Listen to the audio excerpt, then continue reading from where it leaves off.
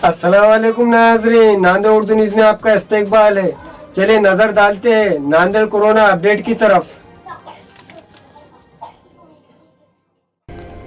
इतलात है कि राजनगर की साकिन एक माहिर अमराज नुस्वान खातून डॉक्टर कोरोना पॉजिटिव पाई गई है। नांदेड़ में कल 5 कोरोना पॉजिटिव मरीज पाए जाने के बाद नांदेड़ में कोरोना पॉजिटिव मरीजों की तादाद 301 तक जा पहुंची है। कोरोना पॉजिटिव खातून डॉक्टर को इलाज के लिए शहर के सरकारी अस्पताल विष्णुपुरी में शरीक किया गया है।